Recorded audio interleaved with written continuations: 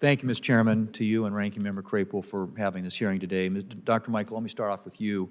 In your testimony, you highlight how different features of the tax code both incentivize and disincentivize families to save and plan for the future. You also mentioned that Congress should be focused on making permanent the Tax Cuts and Jobs Act. To that end, beyond simply reducing rates across all tax brackets, what do you believe TCJA got right in helping Americans improve their capacity to put money away?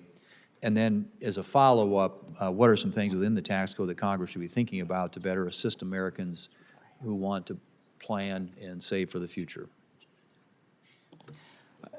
Thank you for the question. I'll start where you ended. I think as we've been discussing, universal savings accounts would be a great addition to the next round of tax reform as we're making large portions of the TCJA permanent and then expanding on those gains.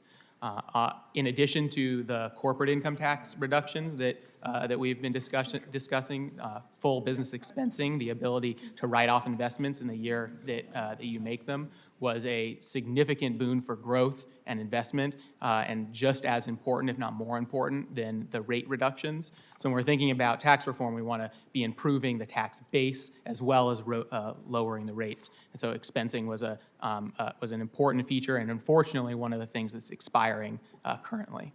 Yeah. Thank you.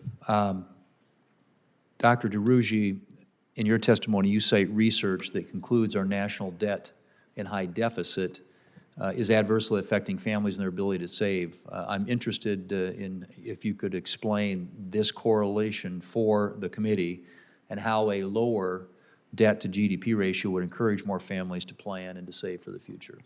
Sure. So when the government, if the government puts money in an account and has to borrow for it, it needs to take that money.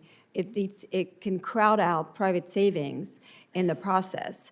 But one of the big distortion that it creates is that today's debt means future taxes. So effectively, what you're doing is since the U.S. I assume, intends to repay its debt, it's going to have, and we have primary deficits as far as the eye can see, it's going to have to raise taxes or cut spending significantly, or do a mix of both. And as a result, basically what you're doing is you're giving with one hand, and in the future you're raising the taxes of future generation. The anticipation of this increase in taxes could actually create disincentive to save for people because they're expecting they're going to have less disposable income going forward. There's another way actually that the debt can create disincentive to save. There's an enormous literature that shows that debt, government debt, is actually, it slows growth. And slowing growth means less money for people, which then turns into less saving. I mean, it has, other than the economic issues, it has actually creates a lot of dysfunction. It creates tribalism, less tolerance. I mean, we want growth. So everything that Congress can do to actually promote growth is important for savings, but it's important beyond savings.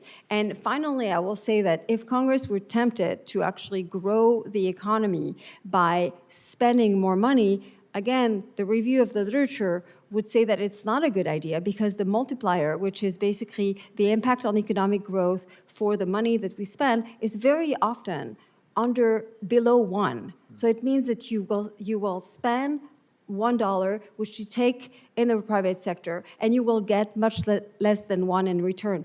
That creates no economic growth, and it certainly creates then further down the road disincentive to save, and it really doesn't promote wealth.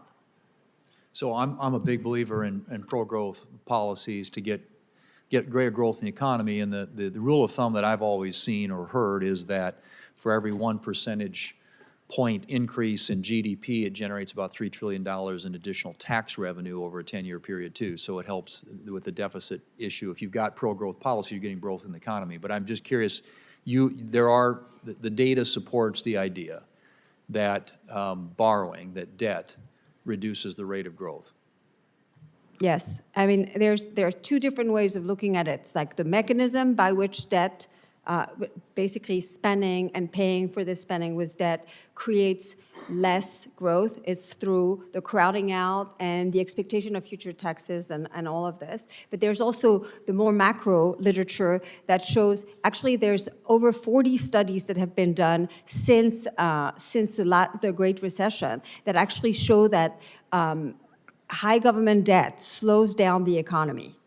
I mean, it's a pretty common now and Accepted. non-controversial findings in the literature. Okay, all right, great. Thank you, Mr. Chairman.